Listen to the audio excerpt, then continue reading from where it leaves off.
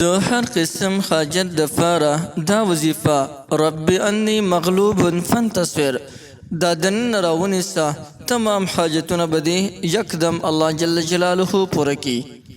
بسم الله الرحمن الرحیم. السلام علیکم ورحمة الله وبرکاته. زما وروڼو خویندو یو ښکلې مزیداره دعا درته ښیمه او دا دې ته ویلی شي دعای حاجت، د حاجت والا دعا. زمونږ او د ستاسو حاجتونه وي او هغه حاجتونه هغه نه پوره کېږي، نو د هغې حاجتونو دپاره دا دعا او دا وظیفه راونیسه رب انی مغلوب فانتصر. انشاءالله چې زر تر زره به د ستاسو تمام حاجتونه پوره شي. د دې لشن وضاحت درته کوم. دویمه خبره چې د ستاسو مشکلات وي، تاسو ته په کور کې پریشانی وي، تاسو په غمونو افتونو کې مبتلا یې، په پریشانو کې مبتلا یې، نو که دا وظیفه د هغې پریشانۍ د غمونو مصیبتونو دپاره راونیسئ، نو الله جل جلاله به ستاسو مصیبتونه افتونه او غمونه هم ختم کړي. داسې زبردسته وظیفه ده. د دې دعا د استعمال طریقه درته ښیم. دا دعا د دې دپاره هم د دې دعا وظیفه تاسو د دې دپاره هم کولی شئ چې یو کس وي د کور، هغه د کور نه بغیر د ویلو نه وځي، یعنی په کور کې ناراضه شي او د کور نه وځي او لاپته شي، غیب شي، رک شي، یا خو خاوند په کور کې شروع کړلو او هغه د کور نه رک شو، یا پلار په کور کې شروع کړلو او د کور نه لاپته شولو، یا ښځه وه یا د چا زوی د چا لور وي د چا مور وي او هغه په کور کې شروع کړي، یا بغیر د دې نه بل څه وجه ده او هغه د کور نه ووتل او رک شولو، هېڅ څه پته نه لګي د مړ جم دی، نو د داسې خلکو دپاره هم تاسو دا وظیفه رانیولی شئ رب انی مغلوب فانتصر. طریقه هم درته ښیم چې په کم وخت کې به یې کوې او څنګه به یې کوې. دې نه علاوه د ستا په کورونو کې، ستاسو په کورونو کې دننه پریشانی دی، د هغې پریشانو د ختمولو لپاره تاسو هم دا وظیفه تاسو کولی شئ. یا تاسو ته د رزق پریشانی ده، نو د رزق د پریشانی د ختمولو لپاره هم تاسو دا وظیفه کولی شئ. یا تاسو هسې بې حساب بر نه حقه، یعنی هسې بې سر یو کس په عذابوئ، د هغې د وجې نه د ستا خوبونه حرام شوي دي، نو د هغې دپاره هم رب انی مغلوب فانتصر دا وظیفه دننه تاسو هغه رانیولی شئ. دې نه علاوه که د چا د رشتې بندش وي او رشتې د هغوی نه کېږي، ډېر زیات وظایف وکړل، اعمال وکړل، لیکن تر د اوسه پورې د هغوی رشته نه ده شوې، یا که رشته راشي د دوی د سور او د خوښې رشته نه وي، د دې دپاره هم تاسو دا وظیفه تاسو کولی شئ رب انی مغلوب فانتصر. ستاسو د زړه چې څنګه ارمان وي هغسې رشته به انشاءالله چې تاسو ته میلاو شي.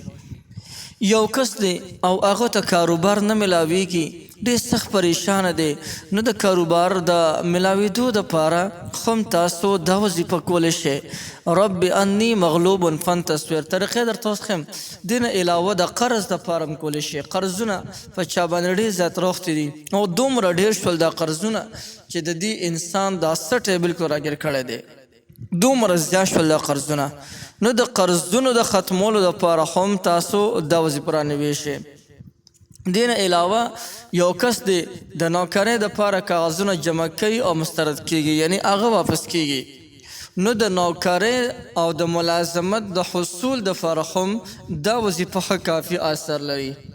البته چې د کم یو حاجت دپاره تاسو دا وظیفه وکړه، نو انشاءالله چې د دې وظیفې په برکت باندې به دې تمام حاجتونه الله جل جلاله پوره کړي.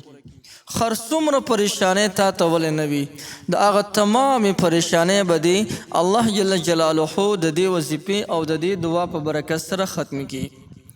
د دې دعا او د دې وظیفې کولو طریقه درته ښیم، ډېره زبردسته طریقه ده او اسانه هم ده، لیکن د هغې نه مخکې یو گزارش درته کومه چې تاسو خو دا ویډیو ګورئ، د دې وظایفو نه تاسو پیدا اخلئ. مخکې هم درته ویلو ته بیا وایم چې دا ویډیو د خپل یارانو دوستانو په دې مجلس کې هم لګوئ چې هغوی هم د دې نه پیدا واخلي، چې هغوی په خولې باندې د قرآن مجید د یو آیات ذکر شروع وي، یا د الله جل جلاله د یو نوم ذکر شروع وي. څومره لوی د سعادت خبره ده.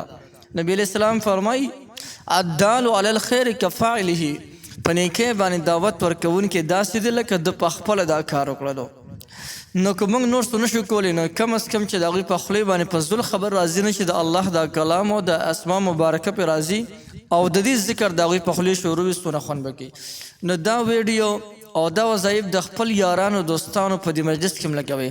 دویمه خبره چې په خپل کورونو کې لازمن دا وظایف لګوئ، ولې چې زنانه زموږ او د ستاسو د زنانه نو هغه د دې وظایفو ډېر زیات شوقي وي. که د چا د کور هر قسم مسله وي نو بلکل تاسو موږ ته په کمنټ کې ویلی شئ، د هغې مناسب وظیفه به انشاءالله موږ تاسو ته شیر کوو. لیکن په دې کې زما په خیال چې څه داسې خاص حاجت نشته چې د هغې دپاره به ما وظیفه نه وي شیر کړی. خو بهر کې بیا خو هم که د چا هر قسم حاجت وي نو موږ ته کمنټ کولی شئ او د هغې د وجې نه انشاءالله موږ تاسو ته وظایف خو هم درکولی شو. نو د دې وظیفې کولو طریقه درته ښیم، بیا نه خبر اوږدېږي. د دې وظیفې کولو طریقه ډېره زیاته انتخابي اسانه ده. د ماسخوتن لمونځ به تاسو د جمع سره کوئ او د ماسخوتن د لمونځ نه پس به په یو ځانله ځای کې کښېنئ او په هغه ځانله ځای کې به د ټولو اول د لمونځ والا درود شریف وایي. دې ته ویلی شي درود ابراهیمي. درود ابراهیمي هغه درود دی چې کوم موږ په لمانځه کې وایو. نو دغه د لمونځ والا درود شریفه 11 کرته ووایئ او بیا به 1300 کرته 1300 کرته رب انی مغلوب فانتصر وظیفه وکړئ او د هغې نه پس به 11 کرته درود شریف په نبي علیه الصلاة والسلام مبارک باندې اولولئ او بیا د خپل حاجت دپاره به لاس پورته کړي چې د ستا هر قسم حاجت وي هغه حاجت وغواړه، خو حاجت به ډېر زیات په خاکسارۍ انکسارۍ سره غواړئ، ښه په عاجزۍ سره، داسې چې د یو جابر ظالم بادشاه په وړاندې ته ورځې او سوال کې نو بیا نو څومره عاجزي به ښکاره کې. نو دغه رنګې چې د احکم الحاکمین ذات په وړاندې دعا کې نو پکار ده چې ښکلي مزیدار انداز کې خاکسارۍ سره او عاجزۍ سره دعا وشي.